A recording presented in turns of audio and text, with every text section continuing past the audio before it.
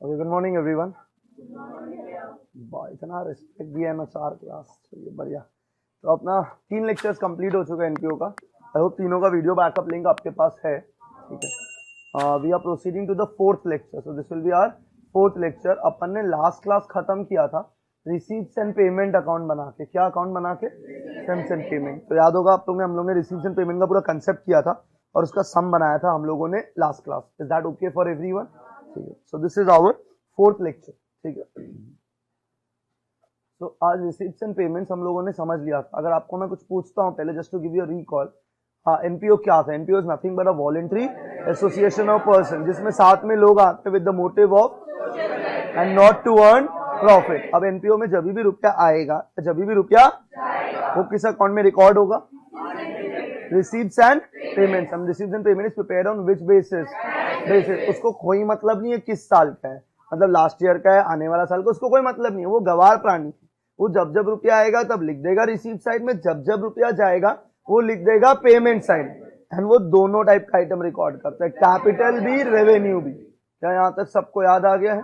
कोई तरह का डाउट है इसको लेके? क्या मैं आगे बढ़ सकता हूँ? परफेक्ट। अब आरएनपी के बाद थोड़ा सा आगे बढ़ाते हैं एंड कुछ एक दो चीज और पूछ लेते हैं। इनफैक्ट एनपीओ को शुरू करने के लिए तो पैसा चाहिएगा। हाँ या ना, मेरे रिप्लाई कर दीजिए। तो एनपीओ में वो पैसा आएगा कहाँ से? याद है ये आप लोग को? मेंबर्स। पहला सोर्स क्या है? मेंबर्स। मेंबर्स 3 तरीका से देते हैं, entrance fee, subscription, life membership. Perfect है यहाँ तक? Second, government grants. Government grants can be perfect. तीसरा, donation. Is that also okay? चौथा, लेगेसी। क्लियर है यहाँ तक? कोई डाउट, कोई कंफ्यूजन? ठीक है, चलिए अब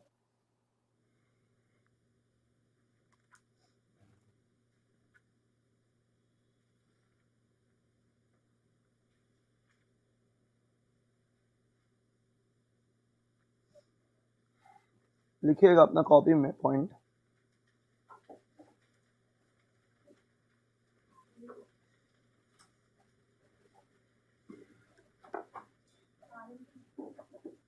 क्या मतलब नोट्स में लिखना है, कंटिन्यू करना है। मैंने आरएनपी का कोई ऐसा अलग सेक्शन नहीं बनाया मेरे हिसाब से।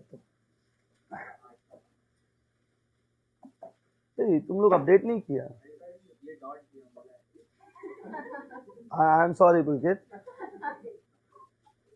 तुम अपने एलिमेंट्स में क्यों आ रहे हो वापस से?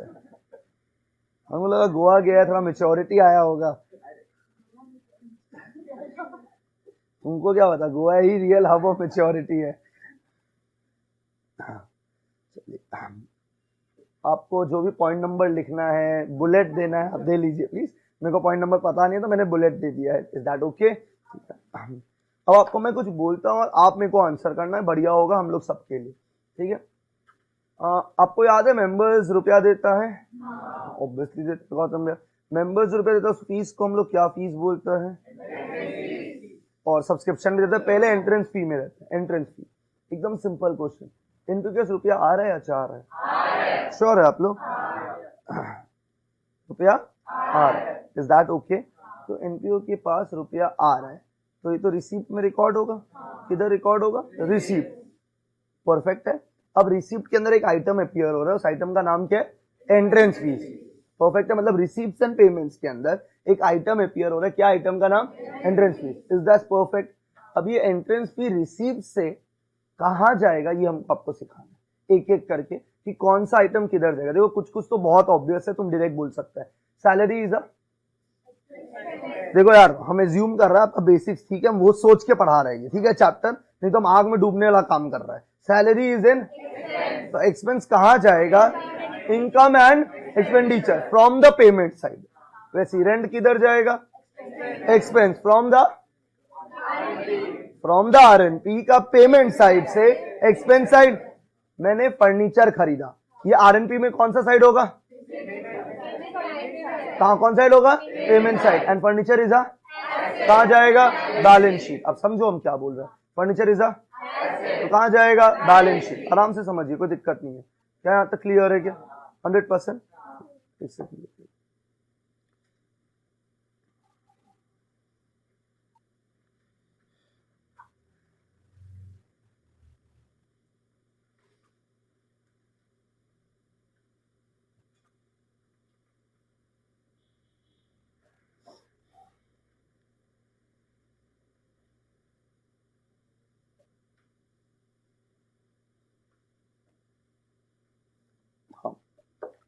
सो machinery is a word guys, तो ये रिसीव्ड इन पेमेंट में किस साइड होगा? Payment side. कहाँ जाएगा? तो यार कुछ कुछ चीजें गौतम में बहुत ऑब्वियस है, हम स्टड है, हमको समझ आता है आरएनपी से किधर डालेगा। अब दिक्कत है वो नए वर्ड्स पे जो मैंने कभी नहीं सुना है। एग्जाम्पल एंट्रेंस फी, सब्सक्रिप्शन, ये तो आपने कभी नहीं सुना है, नाम बोल रहे हैं वापस से। Entrance fee, subscription, government grants, legacies, donations, ये सब क्या करेगा? I hope you are able to understand. जो कॉमन वर्ड है वो सबको पता है। फॉर एग्जाम्पल अगर मैं सिंपल चीज बोलूं, सेल ऑफ फूड स्टफ, याद है हम लोग का लास्ट आरएनपी में था sale of food stuff, canteen से तो बेच के पैसा आया था, वो आरएनपी में तो रिसीव साइड पे होगा क्योंकि पैसा आया है, और ये तो कमाया है आपने, ये किधर जाएगा? इनकम। किधर जाएगा? Income. Is that okay? Incidental trading खाली तब बनेगा जब आप ट्रेडिंग एक्टिविटीज कर रहे हो। मैं समझा दूंगा कब होगा। क्या बोला यहाँ तक क्लियर? अभी के लिए एक बार इंसिडेंटल ट्रेडिंग भूल जाओ, है ही नहीं। क्यों माथा खराब कर रहा है एग्जाम के चक्कर? अभी मत सोचो, ठीक है? और एग्जाम में बनाना होगा तो क्वेश्चन बोल देगा, तो ठीक है, बढ़िया, रिलैक्स, ठीक है, कोई डाउट कोई अभी इंसिडेंटल ट्रेडिंग नहीं सोचना, normal. RNP, IND, balance sheet, this is the financial statement of NPO. तो बताओ फाइनेंशियल स्टेटमेंट ऑफ एनपीओ में बनता क्या क्या है? RNP, IND, balance sheet. अब अपने भेजे में बात डाल दीजिए, एग्जाम में वो आरएनपी बना के दे सकता है और उससे बोलेगा आईएनडी और बैलेंस शीट बनाओ। क्या बनाने देगा?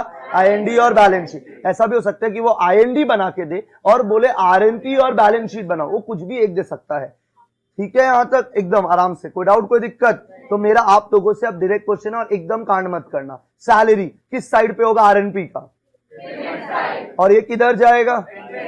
यार एकदम बेसिक पढ़ा, ये कौन सा साइड जाएगा?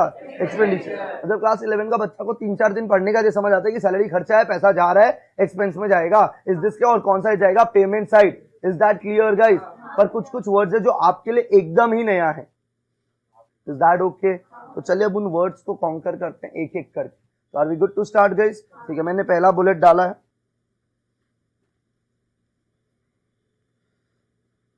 Treatment of entrance fees. Treatment of entrance fees. Treatment of entrance fees.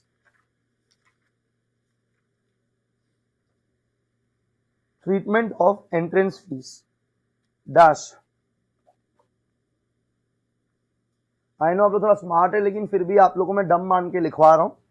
Dash रुपया आएगा। Treatment of entrance fees dash रुपया आएगा। अब ये इंपॉर्टेंट टाइम है गाइस। अगर रुपया आएगा तो it will be recorded on which side?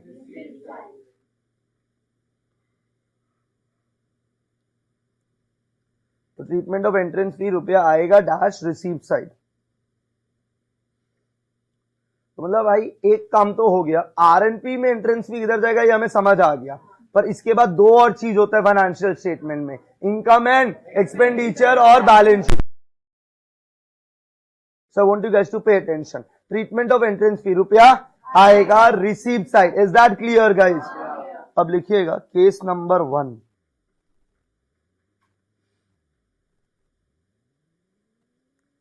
During the year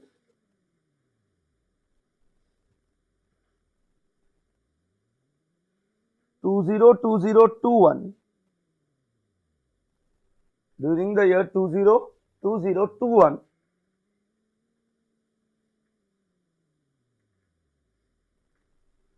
entrance fees received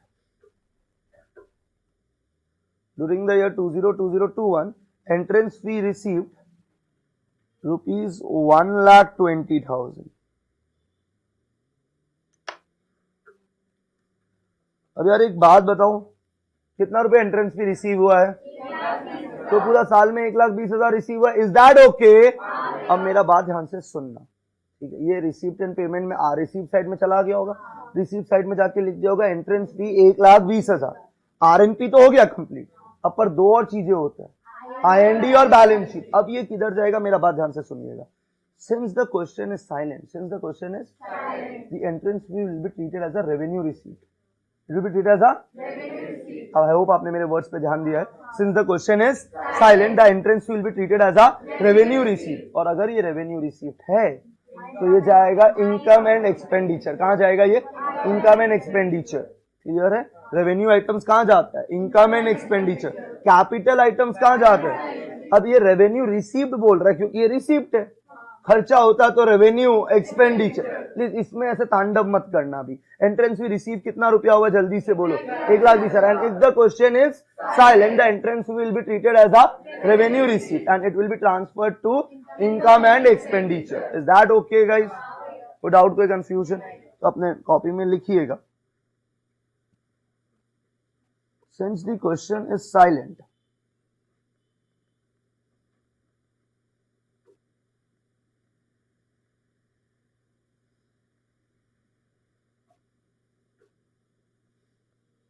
entrance fees will be considered as revenue receipt.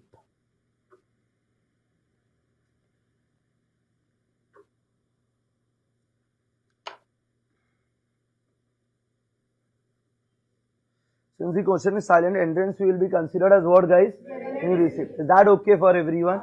अब now this is very important. Revenue receipt. तो revenue items कहाँ जाता है जल्दी से बताओ? इनकम एंड और capital items किधर जाते हैं? तो अब इसी मूवमेंट को देखते हो, ध्यान से सुनिएगा। रेवेन्यू रिसीट, पैसा आया है, it's an income, it's a income. तो इनकम एंड एक्सपेंडिचर के किस साइड पे जाएगा? Income side. That's also clear to everyone. अब तुम सुनना, आई होप आपको थोड़ा सा बेसिक्स पता होगा। एक्सपेंस का बैलेंस क्या होता है इन अकाउंटेंसी? एंड इनकम का बैलेंस। एंड आई होप ये सबको पता होगा। अगर मैं कोई भी अकाउंट बनाता हूं उसका left hand side is debit side and the right hand side is credit side. तो इसी नोट पे मैं बना रहा हूं एक्सपेंडिचर रुपीज, इनकम रुपीज। तो मैंने पहली बार आप लोगों के सामने बना दिया है income and expenditure account. Guys हमने चैप्टर को राइट फ्रॉम द बेसिक किया है, बहुत आराम से करेंगे। Expenditure rupees, income rupees, expenditure rupees, income rupees. मैं इनकम साइड पे जाके पता है क्या लिख दूंगा? बाई एंट्रेंस फीस 1,00,000 डन है केस नंबर 1। अगर क्वेश्चन बोलता कि इसको रेवेन्यू रिसिप्ट ही मानना है तो भी यही होता, और साइलेंट है तो भी यही होगा।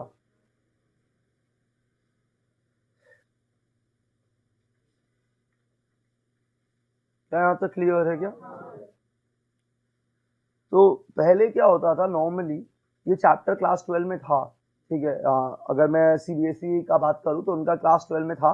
दी Assam state board still has this chapter in the syllabus and ISC में कभी नहीं था ये चैप्टर मेरे हिसाब से। सो सीबीएसई में होता था पर लास्ट ईयर से चैप्टर हटा दिया गया है, ठीक है। तो क्या होता था, जब ये स्टूडेंट ये करता था चैप्टर तो उसको पहले से ना कुछ चीजों का आइडिया होता था, क्योंकि ऑब्वियसली अब 12 दिया तो कुछ तो पता होगा ना। हो सकता है पूरा एक्सीलेंट नहीं हो लेकिन कुछ तो आइडिया रहता था। तो state board student might have the idea of what they are doing it, पर CBSE student has zero idea. तो आपको आइडिया है या नहीं है, मैं अपने स्पीड पे ही पढ़ाऊंगा हर एक चैप्टर। I hope this is clear to everyone. Any doubt, any question? तो since the question is silent, entrance fee will be considered as what? Receipt. तो इसको हम लोग ने कहा लिख दिया है इनकम में, बाय एंट्रेंस फी कितना रुपया। अब लिखिएगा case number 2।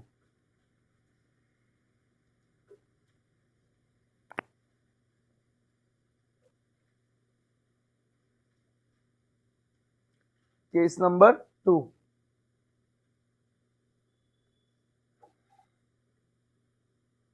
during the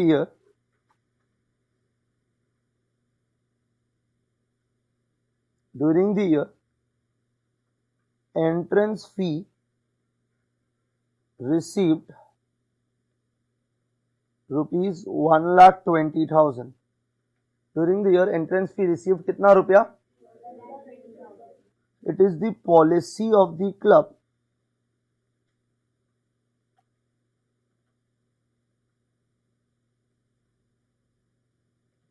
to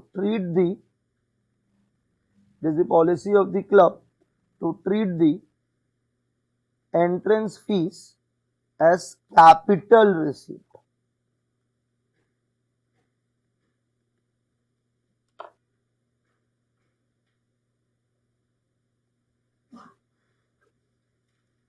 guys इस बार क्या रिसीप्ट मानने बोला है, गौर फरमाइए इस वर्ड पे, कैपिटल रिसीप्ट। तो क्या होगा ना, जब सम्स करोगे ना, थोड़ा सा हाईफाई इंग्लिश भी दे सकता है, बोलेगा इंग्लिश में entrance fee is to be capitalized, entrance fee is to be, तो कैपिटलाइज का मतलब क्या मानने बोलेगा वो, कैपिटल रिसीव। तो please be very careful about this. तो एंट्रेंस फी कितना रुपया रिसीव हुआ, एक बार एक साथ बोल देता है।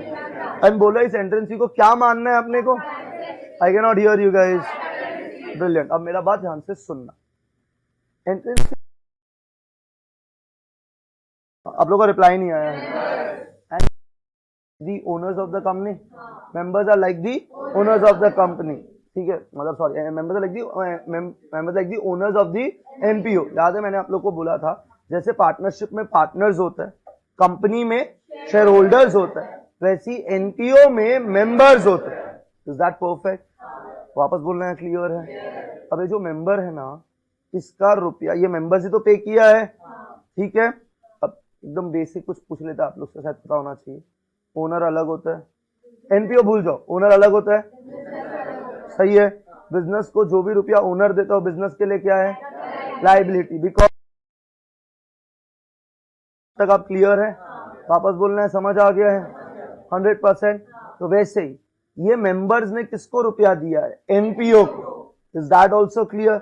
मेंबर्स ने रुपया किसको दिया है, एनपीओ को। पता नहीं समझा नहीं समझा। अब यार गौतम भाई आपने तो लास्ट सम में एंट्रेंस फी को रेवेन्यू माना था, इधर कैपिटल क्यों मान रहे हो? अरे भाई मैं थोड़ी मान रहा हूं, तो क्वेश्चन बोल रहा है, ये इनका पॉलिसी है।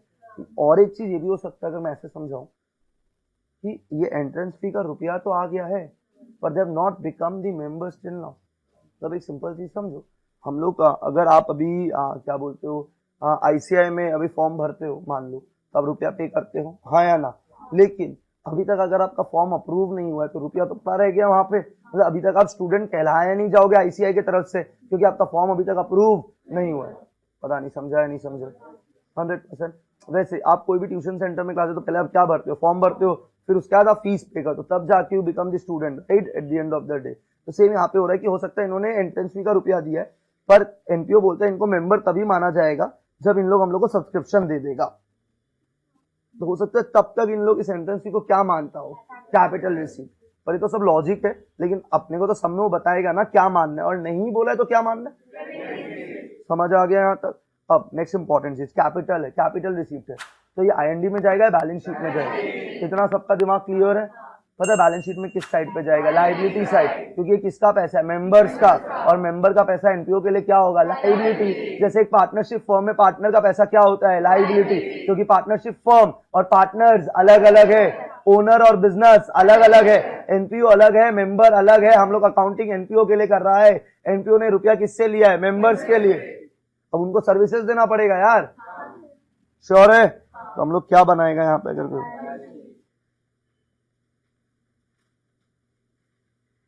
liabilities rupees, asset rupees, no debit no credit in a balance sheet. I hope you know that. Balance sheet is not an account, it is a statement. अच्छा ध्यान दीजिएगा, नहीं तो आपको दिक्कत होगा। क्या मैं बोल सकता हूं? अब मेरे को एसेट साइड से कोई मतलब नहीं है, ध्यान से सुन लीजिएगा, पहले आप गलत लिखोगे अगर आप खुद से लिख रहे हो तो। In case of company, in case of share holder लोग रुपया लगाता है, शेयर होल्डर जो रुपया लगाता है उसको क्या बोलते हैं, रिप्लाई नहीं आया है। ओनर जो रुपया लगाता है बिजनेस में उसको बोलते हैं कैपिटल, पार्टनर जो रुपया लगाता है उसको बोलते हैं पार्टनर्स कैपिटल।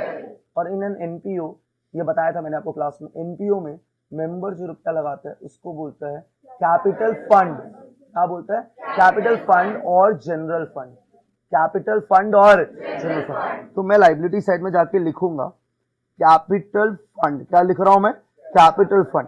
मेरे को नहीं पता मेरा कैपिटल फंड कितना है, क्योंकि क्वेश्चन में कैपिटल फंड तो नहीं दिया है, पर जितना भी कैपिटल फंड है ना उसमें से पता है क्या प्लस हो जाएगा, एंट्रेंस फीस। 1,20,000 था क्या, done. This is how you present entrance fees. Clear है? क्योंकि किसका पैसा है, मेंबर्स का पैसा है। अरे मैं आउटर कॉलम में लिख ही नहीं सकता क्योंकि मेरे को कैपिटल फंड नहीं पता। चलो एक बार आप समझो मैं क्या बोलना चाह रहा हूं। जिन्होंने बहुत शिद्दत से 12 पढ़ा है, आपको याद होगा पार्टनरशिप में सब जो जनरल रिजर्व होता है सब बढ़ता था और बेसिकली कैपिटल से प्लस हो जाता था। वैसे ही यहाँ पे जितना भी मेंबर की तरफ से रुपया आ रहा है वो कैपिटल फंड से क्या हो जाएगा, प्लस। अब तुम एक सिंपल लॉजिक समझना, एनपीओ भी तो कैलकुलेट करेगा लास्ट में रुपया बचा या रुपया गया, पर उसको प्रॉफिट लॉस नहीं बोलेगा, उसको क्या बोलेगा, सरप्लस और अगर सरप्लस होगा तो कैपिटल फंड से क्या हो जाएगा, प्लस, और डेफिसिट होगा तो कैपिटल फंड से माइनस। सही तो है। तो surplus deficit belong to the किसको, मेंबर्स। ना नहीं समझा? 100%। तो हम लोग अभी किसका ट्रीटमेंट सीख रहे हैं, जल्दी से बताइए। Entrance fee. Entrance fee receipt and payment में किस साइड पे होगा, receipt side. Is that clear guys? ठीक है, अगर क्वेश्चन साइलेंट है तो इसको क्या मानना है, एंड ये किस अकाउंट में जाएगा, इनकम एंड एक्सपेंडिचर। ठीक है, क्लियर है। लेकिन अगर क्वेश्चन इसको कैपिटल रिसीप्ट मानने बोला है, कैपिटल जाएगा कहां पे, बैलेंस शीट। ये किसका रुपया, मेंबर का रुपया है, तो कैपिटल फंड से प्लस हो जाएगा, मेंबर का पैसा और बढ़ जाएगा। ठीक है, यहां तक। Case number 3। ये जो केस नंबर 3 ना आपको सम्स में भी दिखता है बहुत बार। ठीक है, तो ये केस नंबर 3 इंपॉर्टेंट हो जाता है अपने लिए, ध्यान दीजिएगा। और आपको आता होगा ये वाला, कोई बहुत बड़ा बात नहीं कर रहा है। During the year, same language चला रहे हैं हम लोग।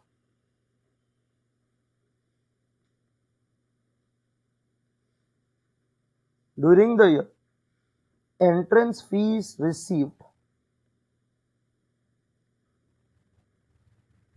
Rupees 1,20,000। During the year, entrance fee received rupees 1,20,000. It is the policy of the club. It is the policy of the club to treat the entrance fees. It is the policy of the club to treat the entrance fees to the extent of 30%. It is the policy of the club to treat the entrance fees to the extent of 30%. एक calculator लाने बोला था तो आया नहीं आज भी। It is the policy of the club to treat the entrance fees to the extent of 30% as capital receipt. चलो ठीक है, सबका बेसिक मैथ्स तो ठीक ही होगा। ये 30% निकालना तो सबको आता ही होगा, कैलकुलेटर का शायद जरूरत ना पड़े। 1,20,000 का 30% कितना होता है? तो आपसे डायरेक्ट क्वेश्चन है, कितना को कैपिटल रिसीप्ट मानने बोला है, तो बचा हुआ 84,000 को क्या मानना है? क्या सुनाई नहीं दिया? परफेक्ट है। अगर रेवेन्यू रिसीप्ट है तो कहाँ जाएगा, और कैपिटल रिसीप्ट है तो बैलेंस शीट का। Is that sorted? विदाउट कोई दिक्कत, 100%। तो अपने को क्या क्या अकाउंट बनाना है करके बता, आईएनडी बनाना है और बैलेंस शीट बनाना है। तो अब तो आपको समझ आ गया करना क्या है, तो फटाफट से आईएनडी बना लिया जाए जल्दी से। आईएनडी अकाउंट,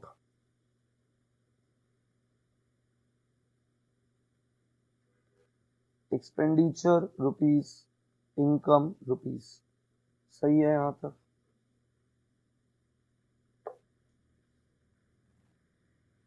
इनकम में जाके क्या लिखेगा जल्दी से बताइए। बाय एंट्रेंस फीस कितना रुपया, तो सोच के बोलना क्या ले बोलना है। ए रेवेन्यू कितना परसेंट मानना था, 30% या 70%?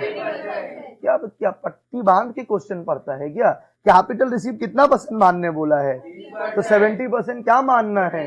तो ऑब्वियसली इनकम में कितना जाएगा, 84,000। और अब हम लोग नेक्स्ट क्या बनाएगा, अगर कोई बता सके। बोलने वाले लोगों को भगवान दुआ दे। Liabilities rupees, asset rupees. Perfect है। अब मैं बैलेंस शीट के कौन से साइड पे जाऊंगा, लाइबिलिटी साइड में मैं जाके लिखूंगा। ब्रिलियंट। कैपिटल फंड का ओपनिंग बैलेंस तो नहीं पता मेरे को, और इसमें से प्लस हो जाएगा 36। So this is how you treat your entrance fees. Done. मतलब सिंपल सरल भाषा में, if the question is silent, entrance fee will be treated as what? और अगर क्वेश्चन बोला है कैपिटलाइज करने के लिए, तो बैलेंस शीट का लाइबिलिटी साइड में जाके कैपिटल फंड से प्लस कर दें। अब बहुत बार क्या होता है ना, बहुत सारा टेक्स्ट बुक ना एंट्रेंस फी को कैपिटल फंड से प्लस नहीं करता, उसको अलग से लिख देता है लाइबिलिटी साइड पे। ठीक है, अपन प्लस करके लिखेगा या अलग से लिखेगा, दैट्स ओके, दोनों अलाउड है। पर अपन वो करेगा जब हम लोग बड़ा सम्स देखेगा। तो अभी अपन ने यही करा है, क्योंकि ये कंसेप्चुअली राइट है। कोई डाउट, कोई कंफ्यूजन? ये किसका ट्रीटमेंट कंप्लीट हो गया हम लोग का? सॉर्टेड। वापस बोलना है, समझ आ गया सबको? 100%। तो आप आंसर करिए, समरी बताइए एंट्रेंस फी का। Entrance fee receipt and payment में किस साइड होगा? परफेक्ट है यहाँ तक। On the which side? Receipt side. Clear clear clear. And अगर क्वेश्चन साइलेंट है, इसको क्या मानना है? तो it will be transferred to income and expenditure का इनकम साइड। अगर क्वेश्चन बोला कैपिटल रिसीट मानना है तो बैलेंस शीट का liability side. Is that clear guys? 100%। अब तो मेंबर का पहला सोर्स ऑफ रुपया क्या है? पहला सोर्स ऑफ रुपया एंट्रेंस फीस का ट्रीटमेंट मैंने आपको समझा दिया है। Now moving to the second item. आप ऑर्डर समझ रहे हैं अब मैं क्या कर रहा हूं? अब सब्सक्रिप्शन इज द रियल दुनिया। मतलब भाई अगर सब्सक्रिप्शन आ गया तो हाफ द बैटल हमने एनपीओ का जीत लिया है, ठीक है? क्योंकि अब कोई भी सम करेगा ना एनपीओ का, बिना सब्सक्रिप्शन के तो सम नहीं हो सकता। क्या बोला समझ में आ गया?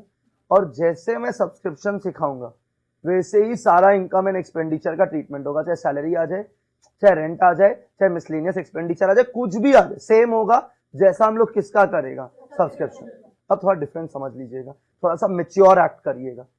गाइस यहाँ पे ना तोताराम स्कोप नहीं है, प्लीज समझिएगा। There is no scope. आप रट के नहीं कर सकते ये पढ़ाई, तो प्लीज थोड़ा सोचिए जो मैं बोल रहा हूँ। सब्सक्रिप्शन इनकम है या एक्सपेंस है? तो ही नहीं आया, तो थोड़ा और पीछे कर लेता है शांति से।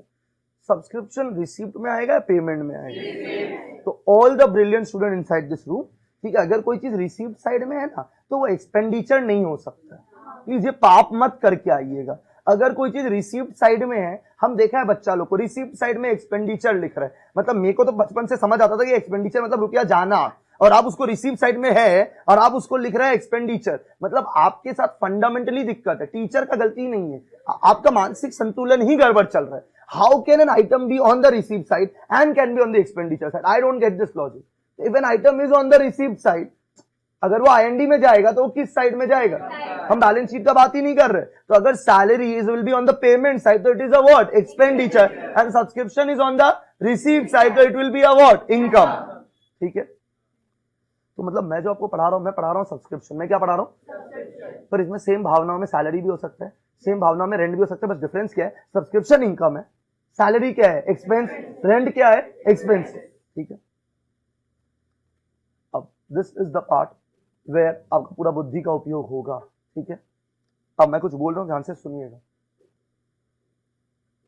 सब्सक्रिप्शन के टॉपिक में आप क्या सोचते हो वो मेरे लिए इररिलेवेंट है। ठीक है, तो पहले तो आप सब्सक्रिप्शन कभी सुना ही नहीं है, तो आप अपना बुद्धि का उपयोग ही मत करिएगा। जैसे मैं बोल रहा हूं सब्सक्रिप्शन वैसे करिएगा, क्योंकि आधा से ज्यादा सम इस चीज के ऊपर डिपेंडेंट है। क्योंकि अगर सम में 5 एडजस्टमेंट है, कितना एडजस्टमेंट बोला है? 2 या 3 एडजस्टमेंट इसी से सॉल्व होगा जो मैं अब समझाने वाला हूं।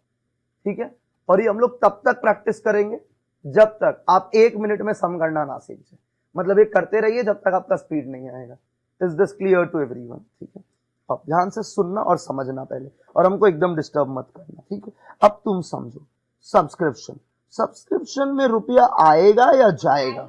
अभी कुछ नहीं लिखना है कॉपी में, कुछ नहीं लिखना, हम बोलेगा कब लिखना है। सब्सक्रिप्शन में रुपया आएगा। ये रुपया किससे आता है अगर कोई बता सकता है? ठीक, तो ये आरएनपी में किस साइड पे होगा? परफेक्ट। अब मेरा नेक्स्ट क्वेश्चन आपसे ही है, सब्सक्रिप्शन रुपया आएगा, रिसीव्ड साइड पे है, it is prepared on which basis? तो रिसीप्ट एंड पेमेंट तो ये बोलता है मेरे पास इस साल में जितना भी रुपया आया मैंने सारा का सारा लिख दिया।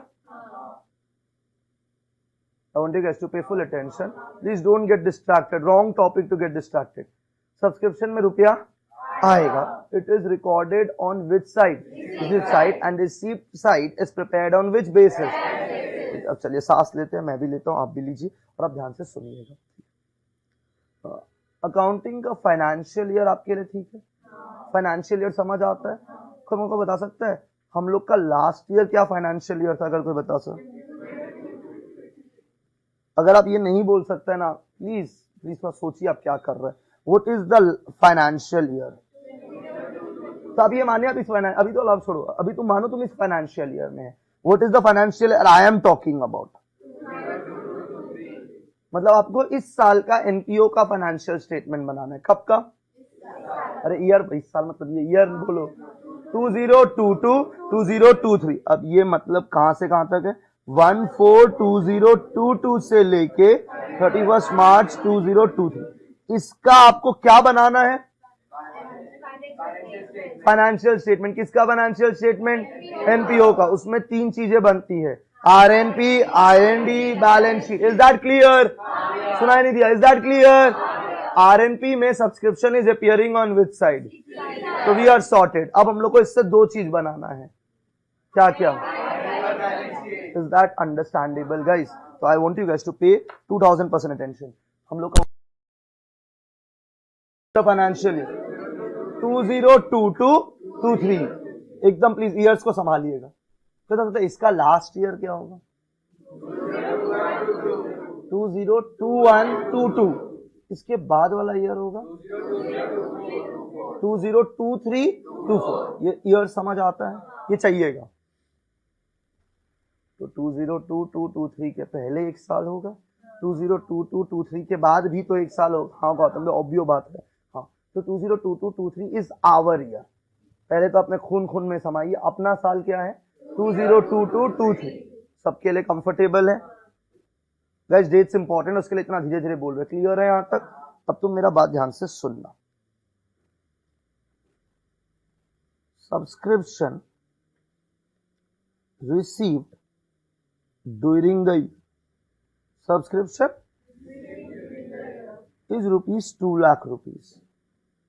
कितना रुपया रिसीव हुआ है? ये किस ईयर में रिसीव हुआ है? Year is important. 2022-23।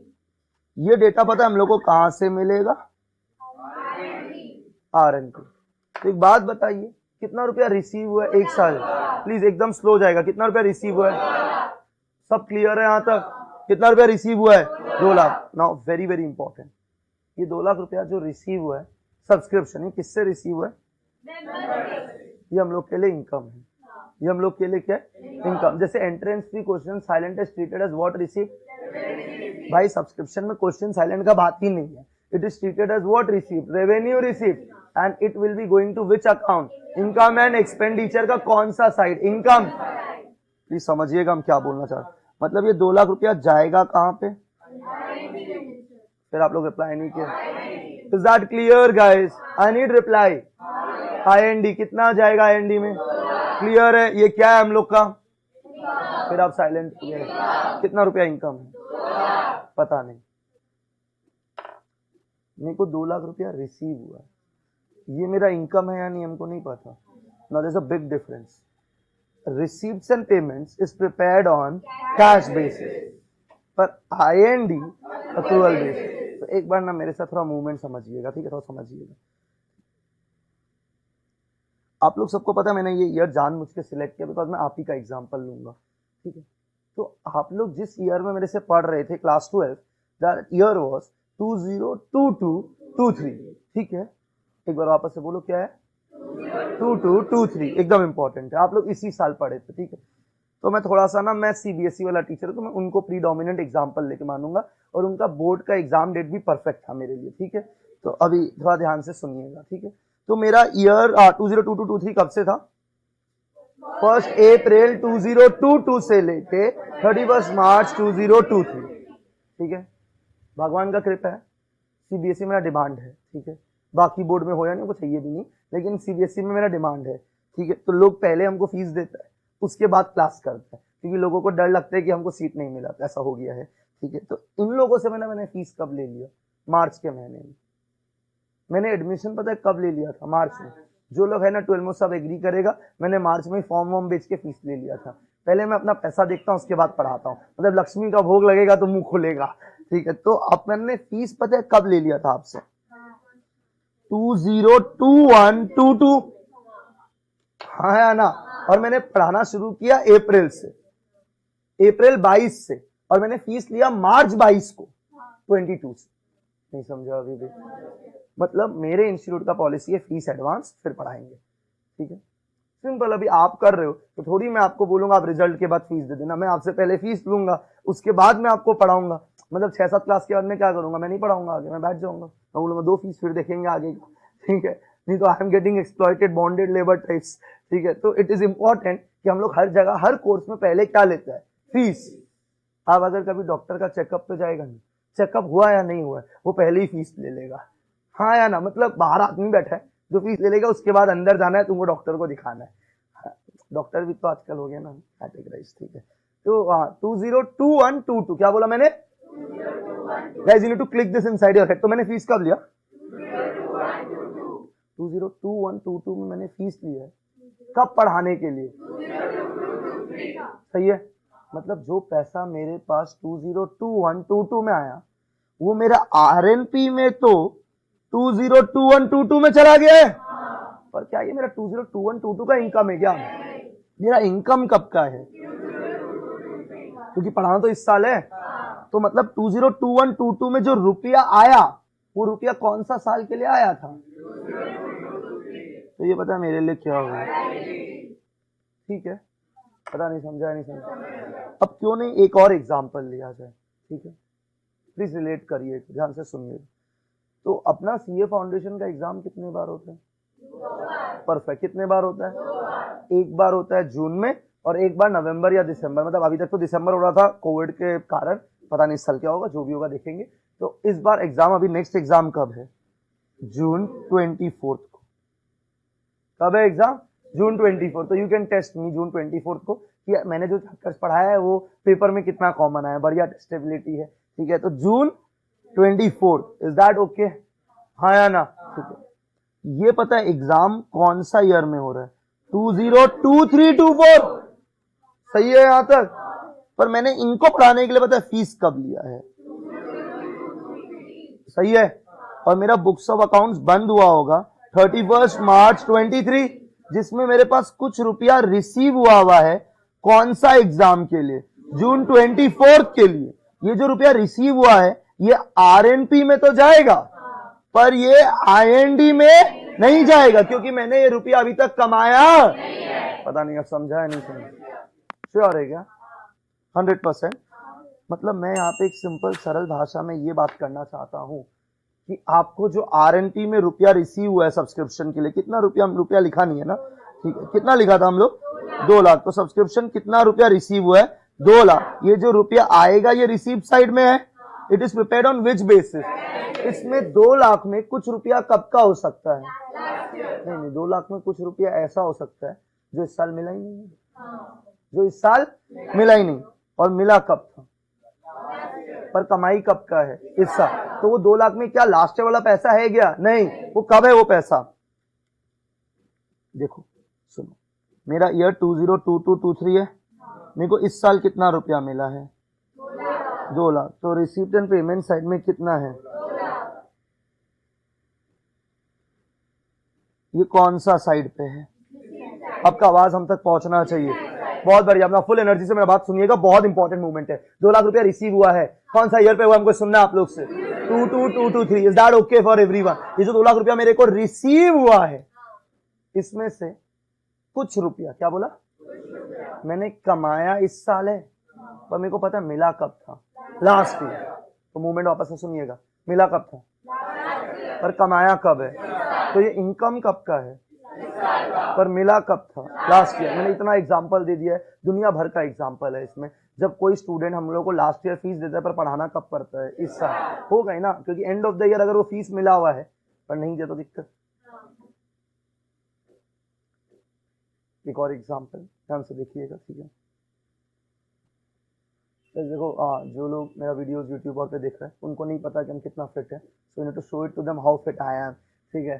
सबको पता है हम रोज 2 घंटा जिम मारते हैं, ठीक है। You know I have got 6 pack abs, ठीक है, जरूरी है। अभी हंसने का नहीं है, ठीक है। हम लोग का मारवाड़ी लोग का अपना 6 पैक एब्स होता है, ठीक है। आई डोंट ईट भुजिया शिता, ठीक है। और एकदम जिम कॉन्शियस वाला लोग तो एकदम नहीं खाते ये सब, ठीक है। तो अब ध्यान से सुनिएगा, देखो लोग न्यू ईयर रेजोल्यूशन लेता है, लोग क्या लेता है, और न्यू ईयर रेजोल्यूशन कौन सा डेट पे होता है, अरे ये तो ये नहीं पता गया। हम तुमसे अकाउंट्स क्वेश्चन नहीं पूछ रहे, न्यू ईयर रेजोल्यूशन पूछ रहे हैं। जब तुम बिस्तर पे लेटा 31 का हैंगओवर के बाद वादा कर रहा होता है अपने आप से, वो उसका बात कर रहे हैं, 1 दिन वाला वादा, ठीक है। तो 1 जैन को क्या लेता है हम लोग, सही है, पर हम 1 जैन को नहीं लेते। आई ब्लीड अकाउंट्स, तो हम लेते हैं 1 अप्रैल, मेरा न्यू ईयर वो है, ठीक है। तो इस बार 1 अप्रैल को हम रेजोल्यूशन लिया, हम क्या लिया, जिम जाने का। क्या जाने का, जिम। 1 अप्रैल से, सोचा नहीं, सोच तो मार्च में ही लिया था, पर जाएगा कब से, ठीक है। तो 1 अप्रैल से पूरा जिम में, मतलब होता ना, मतलब शॉर्ट्स पहन के कार्डियो ट्रेडमिल में भाग रहे हैं, सब हमको ही देख रहे हैं, ऐसा फीलिंग सब लड़का लोग को आता है जाने से पहले, ठीक है, कि क्या दौड़ेगा, दौड़ा जाता नहीं है, वो अलग बात है। मैंने मार्च में ही जाके, कब, जिम में रुपया पे करते हैं। और हम लोग का एक खासियत है, ठीक है, उन लोग बोलते हैं 1 महीना का 3,000 है, चोर लोग हैं हम लोग भी। 1 महीना का कितना है, 3,000, क्वार्टर का है 6,000, क्वार्टर का 8,000, क्वार्टर का कितना है 8,000, और पूरा साल का देगा तो 12,000। अब पूरा बनिया बुद्धि लगाते हैं हम, ठीक है। 3,000 अगर हमको 4 बार देना पड़ेगा तो कितना होगा, हम कितना बोला, ईयरली कितना बोला, तो ईयरली 9,000, ईयरली, मैंने मंथली क्या बोला था, तो डेटा सीखिए 3,000, तो 3,000 इंटू 12 कितना, 36,000, और पर क्वार्टर होता है ऐसे 9,000। अगर एक एक महीना करके दे तो क्वार्टरली था 8,000, तो 8,000 इंटू 4 कितना होता है 32,000, और ईयरली होता है 36,000। और उसने एक स्पेशल ऑफर निकाला है, ठीक है, हम लोग जैसा लोगों के लिए, कि अगर आप एक बार में फीस देगा तो आपको 20,000 देना है। कितना देना है, अब हम लोग बढ़िया लोग हैं, ठीक है। देखो भाई, अगर मंथली देगा तो 3,000 करके 36,000 होगा, क्वार्टरली देगा तो 32 होगा, फिर पूरा साल का देगा तो 20 ही होगा। तो अगर 6 महीना गया तो भी तो पैसा वसूल हो गया, और पूरा जोश में कितना देख के आ जाता, 20,000। तो मैंने मार्च के महीने में जिम को कितना रुपया दे दिया, तो जिम बोलेगा लक्ष्मी आया, और इस साइड में लिखेगा रिसीव कि आया कब, 202223, पर मैं जिम जाऊंगा कब, 202324। तो जिम का इनकम कब होगा, 02324, पर ये रिसीव्ड कब लिखा होगा। कैन यू डिफरेंशिएट बिटवीन दो, यही तो समझाना चाहते थे। अब सिंपल सरल भाषा में एक बार और जो मैं बोलना चाहता हूँ, receipt and payment is prepared on which basis. यहाँ पे मैंने कितना रुपया रिसीप्ट लिखा है, पर इसमें ऐसा कुछ रुपया हो सकता है जो रिसीव पता है कब हुआ है, लास्ट ईयर, पर मैं कमाऊंगा कब, इस साल, तो वो इनकम कब का होगा, इस साल का, पर रिसीव कब हुआ है,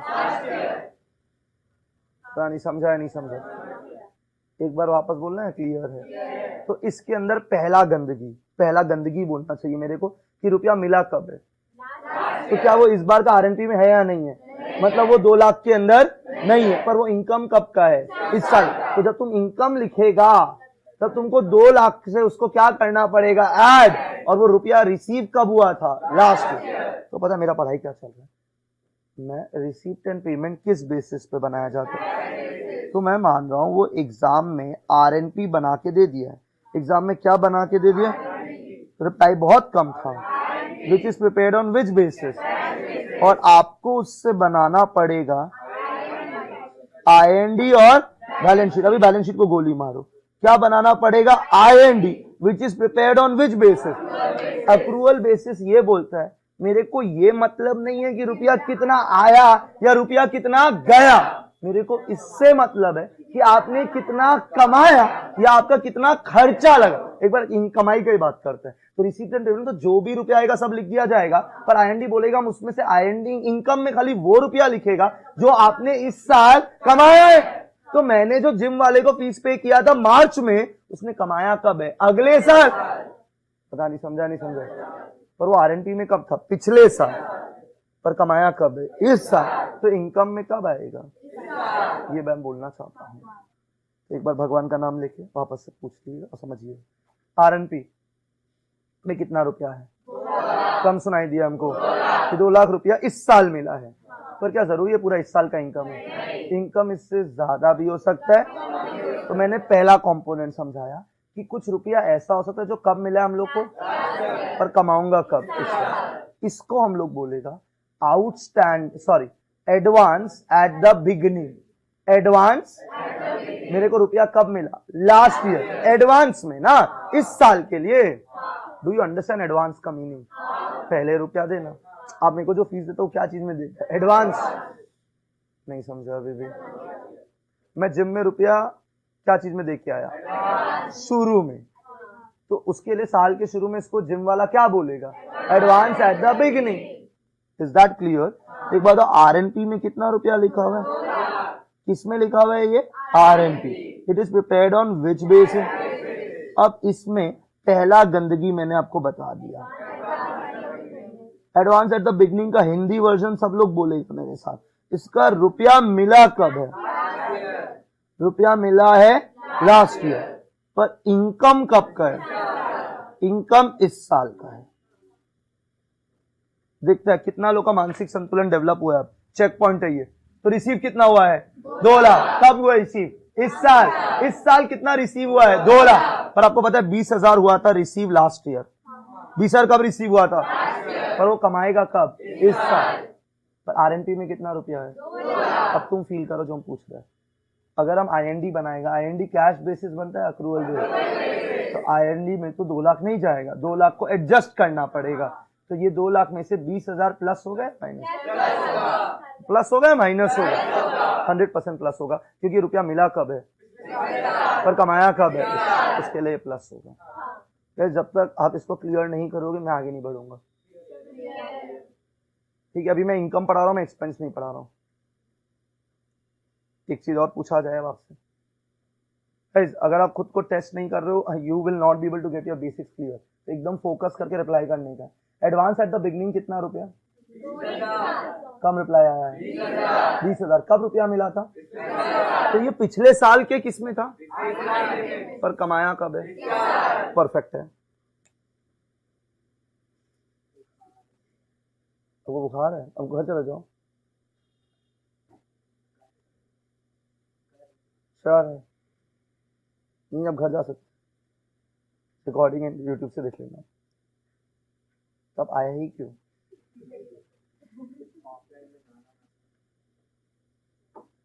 I don't think I do anything extra in both the scenarios.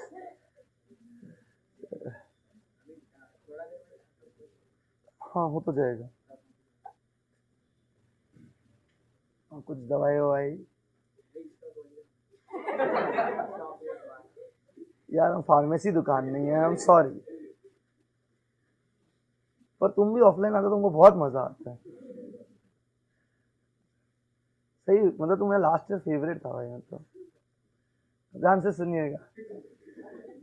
अरे लोग सरकास्टिक क्यों रहता है? वो सही में बहुत पसंद है क्योंकि यार क्रेजी ब्रो। हम लोग का वॉक पेंडिंग है अभी भी, चाहेगा हम लोग। ठीक है, हम आजकल जिम जा रहे हैं, थोड़ा ट्रेडमिल कर लेते हैं, उसके बाद यहाँ दौड़ेगा एक बार बढ़िया। हाँ, तो आरएनपी में कितना रुपया आया है? सुना ही नहीं दिया। और हमने जिम जाना ज्वाइन किया है अप्रैल 1 अप्रैल से, और मैंने उसका फीस कब पे किया था? तो वो जिम का आरएनपी में कब होगा? Last year. पर जिम कमाएगा कब? इस साल। तो वो आईएनडी में कब होगा? इस साल। तो अभी मैं आपको पढ़ा ये रहा हूं कि आप आरएनपी से आईएनडी कैसे बनाओगे। और आप एक ही चीज पढ़ो, आप आईएनडी टू आरएनपी मत सोचो, ये आपका सेहत के लिए हानिकारक है। आप दोनों सोचेगा तो फंस जाएगा। तो आप एक ही चीज सोचो पूरा सिलेबस में, आरएनपी से आईएनडी कैसे जाएगा। गौरव, आप ना एकदम चोमू जैसा बात कर रहे हैं। आपने शुरू में ये बोला था कि दोनों तरह का सम आता है, आरएनपी से आईएनडी बनाना भी और आईएनडी से आरएनपी बनाना। पर अगर आपको आरएनपी से आईएनडी बनाना आता है ना, तो आपको आईएनडी से आरएनपी भी बनाना आ जाएगा। पर हम लोग पूरा क्लास में क्या थॉट से पढ़ाई करेगा आप ये बताइए। हम पूरा पढ़ाई इससे करवाएगा। Is that clear to everyone? RNP to prepared on which basis? IND prepared on which basis? ये 20,000 मिला कब है? 20,000 मिला कब है? कमाया कब है? तो आईएनडी में कब आएगा? इस साल। आरएनपी में कब जाएगा? पिछले साल। इतना इजी चीज बोला है मैंने। Is that okay? तो 2 लाख किस अकाउंट में है? On which basis? Perfect. What is the advance at the beginning? Advance at the beginning बोला है। बिगनिंग में सुनो ना, एकदम फील करो। एडवांस एट द बिगनिंग, तो बिगनिंग में एडवांस बोला है। बिगनिंग में तो मतलब इसका रुपया कब मिला है? पर कमाएगा कब? इस साल। तभी तो इसको एडवांस बोल रहा है, at the. Now is that clear? Now next difficult question. Pulkit हमको डिस्ट्रैक्ट कर दिया था। एक बार एसी बंद कर दीजिए पुलकित। पुलकित इज इंपॉर्टेंट, पुलकित इज बे। हाँ, अभी ध्यान से सुनने का, ये इंपॉर्टेंट मोमेंट है। देखिए कब गलत ना बोल दे। एडवांस एट द बिगनिंग कितना रुपया है? ये अब ध्यान से सुनिएगा, ये एडवांस एट द बिगनिंग है। ठीक है, ये रुपया मिला कब है? Last year. कमाऊंगा कब? अगर आपको कोई इनकम एडवांस में मिलता है तो वो एसेट होता है, लाइबिलिटी होता है। मतलब advance at the beginning is a liability, क्योंकि आपको रुपया एडवांस में मिल गया। परफेक्ट है आपके लिए? तो मतलब इसको लास्ट ईयर क्या माना गया होगा? Liability. Liabilities are carried forward, और ये इस साल लाइबिलिटी से हट के आपका क्या बन जाएगा, इनकम। ठीक है, तो आरएनपी में कितना रुपया एक बार मिलके 2 लाख। ये 2 लाख किस बेसिस पे बनाया गया, कैश बेसिस। अब इसमें टोटल 4 तरह का गंदगी होगा। कितना गंदगी होगा, 4। पहले आइटम लिख दिया। पहला आइटम बोलो, एडवांस एट द बिगनिंग। कब रुपया मिला है, पर कमाएगा कब, इस साल। सही है यहाँ तक। ये इस साल से क्या कर दिया जाएगा, प्लस। जब तुम क्या बनाएगा, आईएनडी। प्लीज ध्यान से सुनिएगा, आराम से। ये समझ आ गया, तो फास्ट बोलते नहीं तो रिदम नहीं आ रहा। ठीक है, मेरे को इस साल 2 लाख रुपया आपको सबसे मिला है। हो सकता है कुछ लोगों ने मेरे को रुपया कब पे कर दिया हो, लास्ट ईयर। कब के लिए, इस साल। और कुछ लोग ऐसा भी हो सकता है जो लोग इस साल मेरे को रुपया दे रहा है नेक्स्ट ईयर के लिए। पता नहीं समझा, नहीं समझा। मतलब आप में से कुछ लोग था जिन्होंने मेरे को फीस फाउंडेशन का मार्च में दे दिया था। कब फीस दे दिया था, मार्च में। कब, पढ़ने के लिए, इस साल। ये तो हुआ ही अभी अभी आप लोग के साथ। आप लोगों ने मेरे को फीस कब दिया, मार्च में कुछ लोगों ने। और मैं पढ़ा कब रहा हूँ, अप्रैल। पढ़ाऊंगा तो इस साल, पर पैसा मिला कब था। तो this is like an advance at the beginning. ठीक है, लेकिन मैं अभी कौन सा ईयर में हूं, और 2022 और ये साल क्या है, 2023-24। पर मैं पढ़ा तो इस साल के रहा हूं। तो आप लोग ने मेरे को रुपया कब दिया, 2022-23 कब पढ़ने के लिए, 2023-24। जैसे कुछ लोग 2021 में 22 के लिए रुपया देता है, वैसे ही कुछ लोग मेरे को 2022 में 2023 के 4 के लिए रुपया देता है। उसको पता एकदम इजीली अगर मैं बोलूं तो बोलूंगा एडवांस एट द एंड। यार ये तो बहुत इजी है, एडवांस एट द एंड। तो इसका रुपया मिला कब है, इसका रुपया मिला इस साल है। मतलब ये रुपया 2 लाख के अंदर मिला हुआ है, ये रुपया 2 लाख के अंदर। डैश इनकम कब का है, तो let us keep this to be 10,000। क्या बोला, 10,000। Is that clear to everyone. एक बार फील करता, मैंने 2 आइटम आपको समझा दे। टोटल गंदगी कितना है, 4। तो माहौल बनाइएगा। Advance at the beginning, advance at the beginning. Beginning में एडवांस है, तो रुपया कब पे किया था, लास्ट ईयर। पर है कब का, इस साल का। तो वो इस साल का आईएनडी में जाएगा और उसको प्लस करना पड़ेगा 2 लाख से, क्योंकि वो आरएनपी के अंदर मिला हुआ नहीं। तो 2 लाख में कितना प्लस किया मैंने, ये 20,000। क्या रुपया, जल्दी जल्दी बोलो, इसको क्या बोलते हैं 20,000 को, एडवांस एट द बिगनिंग। तो 2 लाख कहां से आया, आरएनपी से। और ये 20,000 क्या चीज का है, एडवांस एट द बिगनिंग। ये 20,000 रुपया कब का है, कब का है, कब मिला, कब था, पर कमाया कब। तो मैंने इसको प्लस कर दिया। कितना फिगर से, किसका, 2 लाख से। क्योंकि 2 लाख के अंदर प्लस हुआ नहीं, क्योंकि RNP is prepared on which basis, I need to prepare on which basis, accrual basis. इतना पढ़ाई सबके लिए क्लियर है, क्या मैं आगे बढ़ सकता हूं। आरएनपी हो गया 2 लाख रुपया, एडवांस एट द बिगनिंग हो गया। Is that clear guys.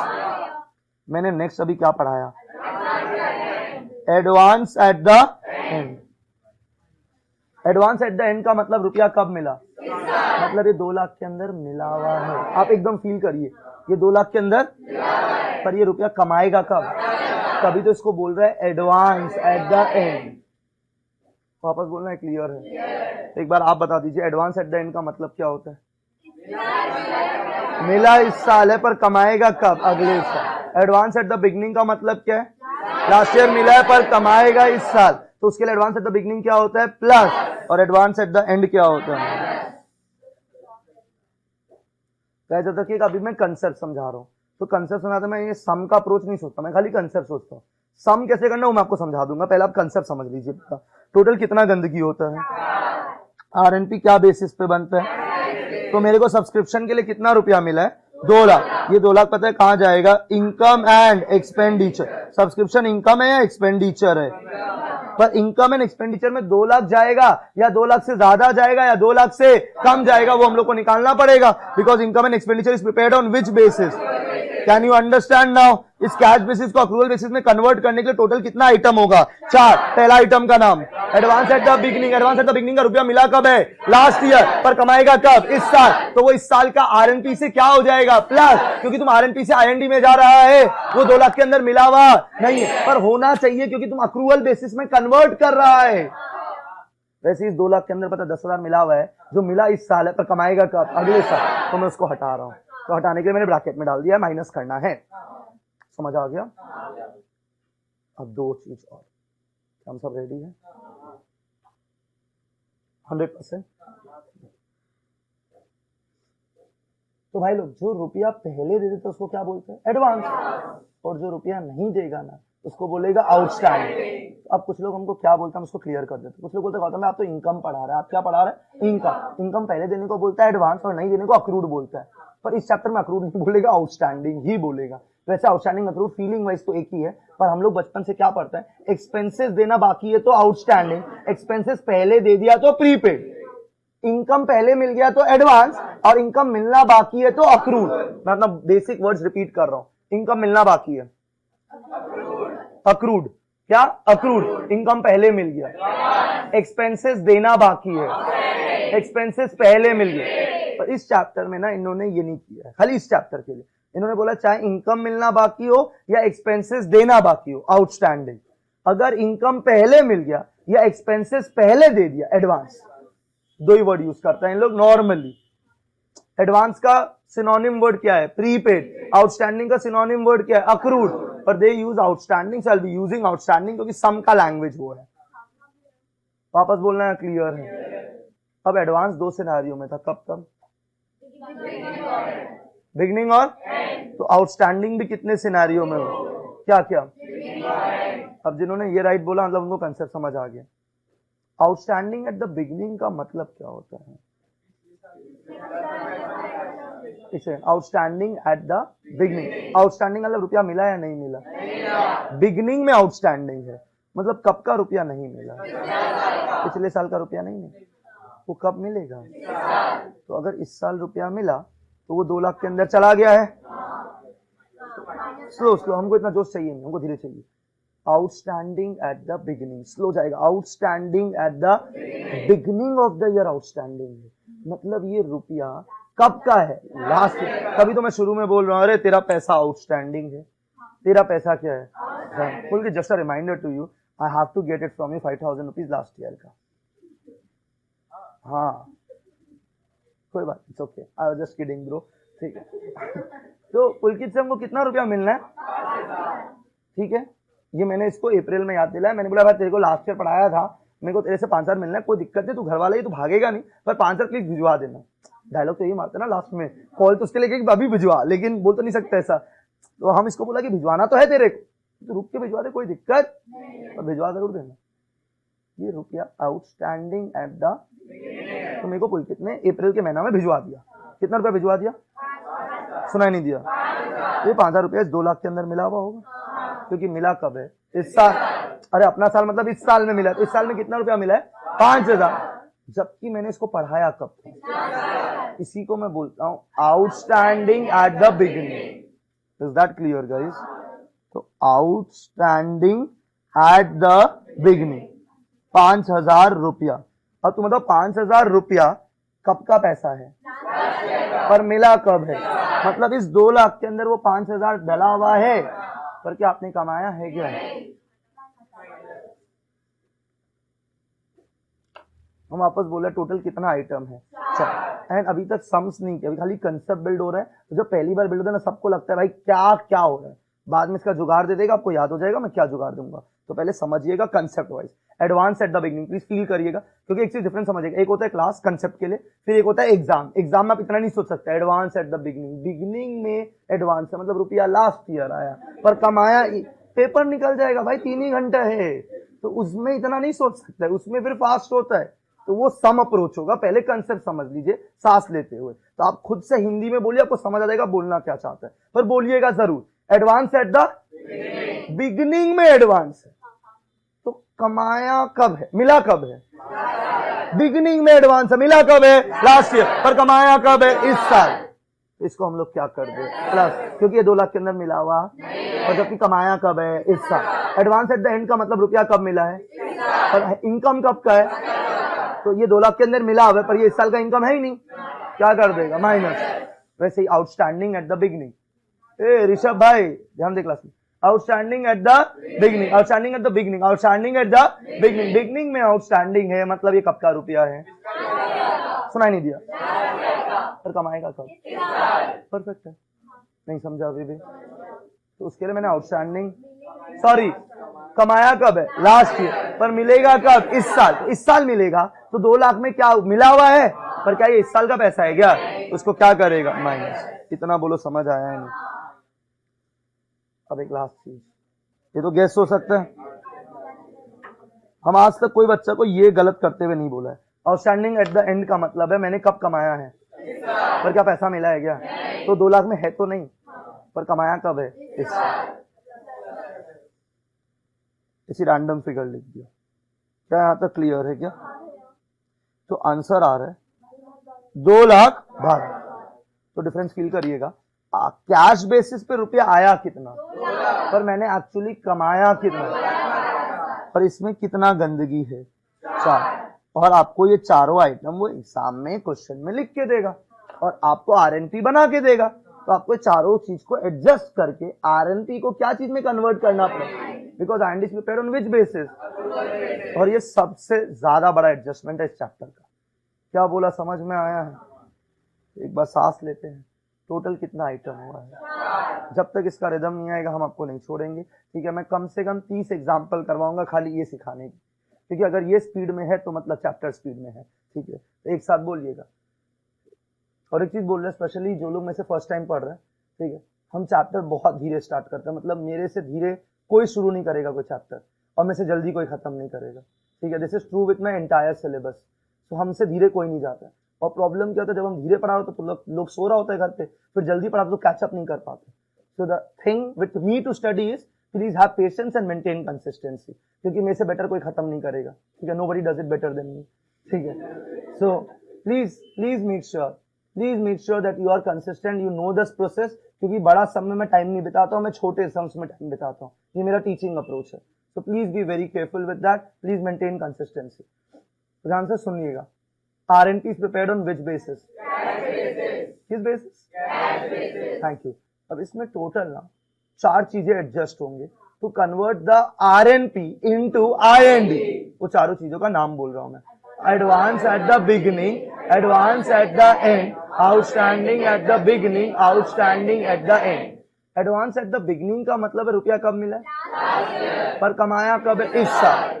Advance at the end का मतलब है रुपया मिला है इस साल, पर कमाया कब है? Last. Outstanding at the beginning, outstanding है बिगिनिंग में, मतलब कब का रुपया आउटस्टैंडिंग है? लास्ट है, पर मिलेगा कब? इस साल। सही है? माइनस लास्ट है। आउटस्टैंडिंग एट द एंड, तो रुपया कब का है? स्लो, रुपया कब का है? इस साल। और वो क्या चल रहा है? आउटस्टैंडिंग। तो मिला या नहीं मिला है? इतना बोल। बताइए माहौल क्लियर है या नहीं है? हम भी पूरा क्लियर है, आप भी क्लियर है, तो बस डाउट का कोई गुंजाइश ही नहीं है। समझ आ गया है? ये कंसेप्ट है आज का क्लास का। अब कंसेप्ट में हम लोग ने आज क्या क्या समझा? हम लोग ने पहला क्लास, मतलब प्रैक्टिकल बात करता हूँ, खाली आरएनपी बनाना सिखाया पहले, बेसिक एकदम। और आरएनपी बनाना एकदम ही तुच्चा लेवल काम है, ठीक है? उसको थोड़ा आगे बढ़ाया। अब मेंबर्स का पहला सोर्स ऑफ रुपया क्या होता है? If the question is silent that will be considered as what? और अगर बोलेगा तो कैपिटल रिसीप्ट, खत्म पढ़ाई हमारा, ठीक है? खत्म, इजी हो गया ये एकदम। और ये मेंबर का रुपया है तो ये कैपिटल फंड से क्या हो जाएगा? प्लस। फिर मेंबर का नेक्स्ट सोर्स ऑफ रुपया क्या है? अब subscription is a income, subscription is a.